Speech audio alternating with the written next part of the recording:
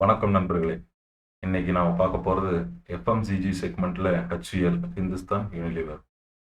இந்த வீடியோவில் HULோட fundamental analyse, relative valuation, technical analyse and quarterly estimate and actuals comparison, industry price comparison, financial ratio analyse, intrinsic value and implied market price estimation, 5 years price history and median 5 years PE and current PE comparison. அதோடு இல்லாமல் இந்த வீடியோவிலேருந்து EPS கம்பேரிசனும் பார்த்துருவோம். வாங்க வீடியோக்குள்ளே போவோம். Market cap 5,41,386 crore, face value ₹1, dividend yield 1.87%, 52 week high ₹2,750. So 52 week ஹையிலிருந்து 16% டவுனில் trade ஆகிட்டு இருக்கு. 52 வீக் லோ ₹2,136. ஸோ 52 வீக் லோலிருந்து 8% அப்பில் ட்ரேட் ஆகிட்டு இருக்கு. ஸோ இண்டஸ்ட்ரி பிஇக்கும் ஷேர் பிஇக்கும் கம்பேரிசன் போடும்போது இண்டஸ்ட்ரி பிஇ விட ஷேர் பிஇ 16% டவுனில் ட்ரேட் ஆகிட்டு இருக்கு. ப்ரொமோட்டர் ஹோல்டிங் பார்த்துருவோம். ப்ரொமோட்டர் ஹோல்டிங் 62%, பிளட்ஜ் எதுவும் கிடையாது. ஃபாரின் இன்ஸ்டிடியூஷனல் இன்வெஸ்டர் 11% ஹோல்டிங் வச்சுருக்காங்க. டொமஸ்டிக் இன்ஸ்டிடியூஷனல் இன்வெஸ்டர் 16% ஹோல்டிங் வச்சுருக்காங்க. அண்டு பப்ளிக் 12% ஹோல்டிங் இருக்குது. ஓகே, டாப் லைன் க்ரோத் பார்த்துருவோம். டாப் லைன் க்ரோத் பொறுத்தளவுக்கு last 5 years CAGR 10%, last 3 years CAGR 6%, and last 2 years CAGR 2%. Last 5 years பார்க்கும்போது கொஞ்சம் கொஞ்சமாக ரெடியூஸ்ட் ஆகி கடைசியாக 2% சேல்ஸ் க்ரோத் இருக்குது. ஸோ பாட்டம் லைன் க்ரோத் பார்த்துருவோம். பாட்டம் லைன் க்ரோத் பொறுத்தளவுக்கு 5 years CAGR 8%, and 3 years 5%, and 2 years 1%. Last 2 yearsல வெறும் 1% தான் பாட்டம் லைன் க்ரோத் இருக்குது. ஸோ ஆப்ரேட்டிங் மார்ஜின் பார்க்கும்போது 5 years CAGR nearby 24, and 3 years 23.5, and 2 years CAGR 23.6. So almost 23.5க்கு மேலேயே operating மார்ஜினை maintain பண்ணுறாங்க. நெக்ஸ்ட் குவார்டர்லி எஸ்டிமேட் பார்த்துருவோம். குவார்டர்லி எஸ்டிமேட் நம்ம கால்குலேஷன் 2,401 கோடி. ஸோ அவங்க Q3ல கொடுத்த ரிசல்ட் 2,694 கோடி, 11%, 293 கோடி அதிகமாக ரிசல்ட் கொடுத்துருக்காங்க. நெக்ஸ்ட் ரிலேட்டிவ் வேல்யூவேஷன் பார்த்துருவோம். ரிலேட்டிவ் வேல்யூவேஷனை பொறுத்தளவுக்கு HULக்கு ITC, Nestle, Varun beverage and Colgate இந்த 4 கம்பெனி கம்பேரிசனுக்கு எடுத்துக்கிற HULோட. ஸோ பிஇ மீடியம் பிஇ 43, இவங்களது 37 தான் இருக்கு. ஸோ மீடியம் பிஇ விட இந்த HUL பிஇ கம்மியாக இருக்கு. பிரைஸ் டு புக் மீடியன் 17.7, இவங்களது 10.98. ஸோ ஓவராலாக ப்ரைஸ் டு புக் பார்க்கும்போது நம்ம 8 கீழே தான் பார்ப்போம். ஸோ இங்கே எஃப்எம்ஜிஜி செக்மெண்ட்டுங்கிறதுனால நார்மலாகவே அதிகமாக தான் இருக்கிறது. மீடியனே 17, இவங்க மெயின்டைன் பண்ணுறது 10 நியர்பை 11. அடுத்தது எந்த கம்பெனிக்குமே பெருசாக கடனே கிடையாது. எபிட்டா மார்ஜின் 34% மீடியன், இவங்க மெயின்டைன் பண்ணுறது 26. நெட் ப்ராஃபிட் மார்ஜின் 19% மீடியன், இவங்க மெயின்டைன் பண்ணுறது 16. And return on equity 45% median, இவங்க பண்ணுறது 21%. ROCE return on capital employed median 67%, இவங்களது 30%. டிவிடெண்ட் ஈல்டு 2% மீடியன், இவங்க கிட்டத்தட்ட 2% டிவிடெண்ட் கொடுக்குறாங்க.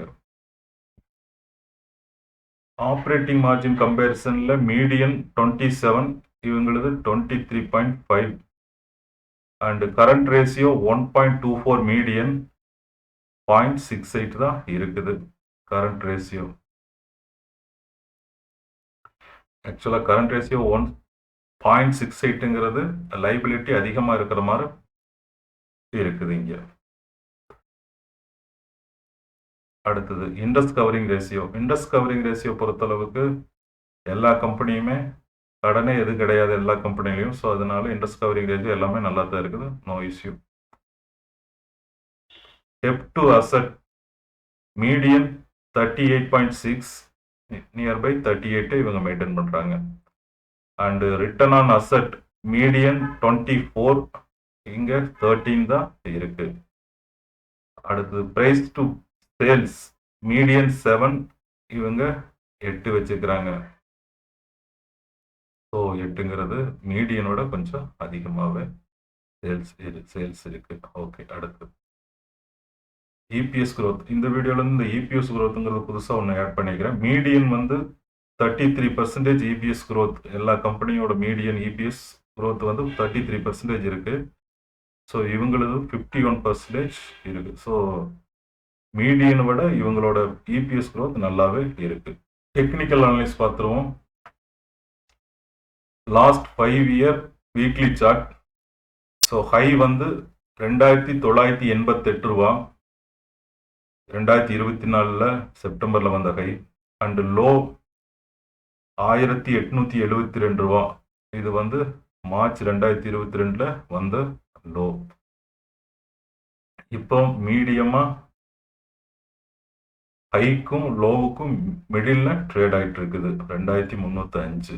Last 1 year daily chart. Last 1 year பொறுத்தளவுக்கு ஹை 2707, லோ 2103. ஸோ 2707ங்கிறது செப்டம்பர் 2025 வந்த ஹை. லோ வந்து மார்ச் 2025 வந்த லோ 2105. இப்போ பிரைஸ் வந்து பார்த்தீங்கன்னா பிரைஸ் ஆக்ஷன் பிரகாரம் லோயர் லோ கிரியேட் பண்ணிட்டு வந்துட்டு இருக்கு. So previous June 2025 low equal லோவை பிரேக் பண்ணல. ஸோ அதே ஈக்குவல் லோவை மெயின்டைன் பண்ணிட்டு அப்படியே மேலே போக ட்ரை பண்ணுது. ஸோ இப்போ ரீசன் சுங் ஹை வந்து பார்த்தீங்கன்னா 2474 ரூபா. ஸோ இது இந்த ரெசிஸ்டன்ஸை பிரேக் பண்ணால் தான் மேலே போகும். இல்லை அப்படிங்கும்போது அநேகமாக இந்த demand zone June 2025 and December 2025 meet பண்ண இந்த டிமாண்ட் ஜோன் வந்து டச் பண்ணுறதுக்கு வாய்ப்பு அதிகமாக இருக்குது. 2252 ரூபாய்ங்கிறது டிமாண்ட் ஜோன். ஸோ இங்கே வந்து மறுபடியும் ப்ரைஸ் மேலே போகுதா அல்லது கீழே போகுதான்னு வாட்ச் பண்ணணும். இண்டஸ்ட்ரி ப்ரைஸ் கம்பேரிசன் பார்த்துருவோம். இண்டஸ்ட்ரி ப்ரைஸ் கம்பேரிசன் பொறுத்தளவுக்கு கன்சம்ஷன் இண்டெக்ஸ் எடுத்துக்கலான் இருக்கிற கம்பேரிசனுக்கு எஃப்எம்ஜிசி அதில் 27% இருக்குது. அண்டு கன்சியூமர் டியூரபிள்ஸ் 10% இருக்குது. ஸோ இந்த கன்சம்ஷன் இண்டெக்ஷன் வந்து கிட்டத்தட்ட சூட்டபுளாக இருக்கும் நம்ம கம்பேரிசனுக்கு. ஸோ அதை எடுத்துக்கிட்டேன்.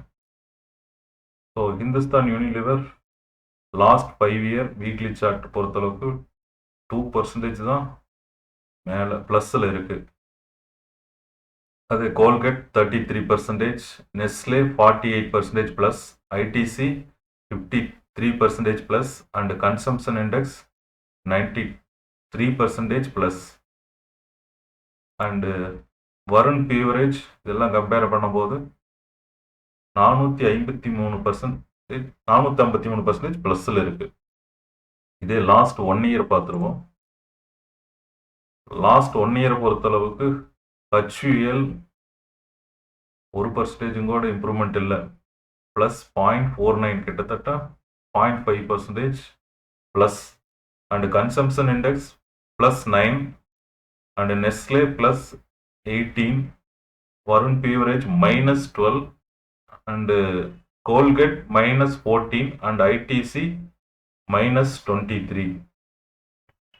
இது லாஸ்ட் 1 இயரோட ப்ரைஸ் மூவ்மெண்ட்டு. ஸோ ஓவராலாக பார்க்கும்போது HUL 1 வருஷத்துக்கு முன்னால் இருந்த அதே இடத்துல தான் ட்ராவல் ஆகிட்டுருக்கு. கன்சம்ஷன் இண்டெக்ஷன் அதே சமயம் ப்ளஸ் 9% இருக்குது. Nestle 17, Varun beverage -19, and Colgate -14, and ITC -23 trade ஆகிட்டுருக்கு. ரேஷியோ அனலிஸ்ட் பார்த்துருவோம். ரேஷியோ அனலிஸ்ட் பொறுத்தளவுக்கு EBITDA margin 26 and net profit margin 16, return on equity 21, and return on capital employed 30, debt to equity 0, current ratio 0.68, interest covering ratio 37, and debt to asset 38, return on assets 13, price to sales 8x, and price to book 11x, book value 210 ரூபா. Enterprise value to EBITDA 33x, and PEG ratio 4. ஓவராலா ratio analyst பொறுத்தளவுக்கு average score out of 10க்கு 5 வாங்கியிருக்கு. Next IV and IMP பார்த்துருவோம். IV வந்து 597 and implied market price 2284.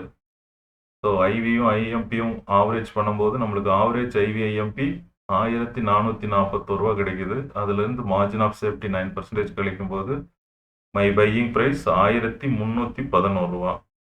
So இந்த 1311 ரூபாயில் current ப்ரைஸை கம்பேர் பண்ணும்போது 2305 கரண்ட் ப்ரைஸ். ஸோ 76% அப்பில் ட்ரேட் ஆகிட்டு இருக்குது. ஸோ அதனால் இங்கே கேட்டகரைஸ் ஆனது ஓவர் வேல்யூன்னு கேட்டகரைஸ் ஆகிருக்குது. இந்த 5 இயர்ஸ் ப்ரைஸ் ஹிஸ்ட்ரி பொறுத்தவரைக்கும் லோ 1944 ரூபா, ஹை 3029 ரூபா. ஸோ இதில் ஆவரேஜ் 2486 ரூபா. ஸோ இப்போ ட்ரேட் ஆகிட்டு இருக்குது 2305. ஸோ 7% ஆவரேஜ் ப்ரைஸ்லேருந்து டவுனில் ட்ரேட் ஆகிட்டு இருக்கு. ஓகே, பிஇ க்ரோத் பார்த்துருவோம். 5 years average PE CAGR 55.86. So அதுலேருந்து current PE 37.32. So average PE விட கரண்ட் பிஇ கம்மியாக இருக்குது. 33% பிஇ கம்மியாக ட்ரேட் ஆகிட்டு இருக்கு. அதே சமயம் இண்டஸ்ட்ரி பிஇ கம்பேர் பண்ணும்போது industry PE 44, current PE 37. So industry பிஇலேருந்து 16% கம்மியாக ட்ரேட் ஆகிட்டு இருக்குது. இபிஎஸ் க்ரோத் பொறுத்தளவு 51% இபிஎஸ் க்ரோத் இம்ப்ரூவ்மெண்ட் காட்டுது. ஸோ மக்கள் அதனால தான் ப்ரீமியம் விலை கொடுத்து வாங்குறாங்க. EPS growth 5 years EPS average CAGR 40 and இப்போ current PE 61. So average 5 years CAGR இபிஎஸ்ஸுக்கும் கரண்ட் இபிஎஸ் 62க்கும் 51% இபிஎஸ் க்ரோத் இருக்குது. ஸோ அதனால தான் மக்கள் வாங்க நினைக்கிறாங்க. ஓகே, தேங்க்யூ ஃபார் வாட்சிங். Please subscribe.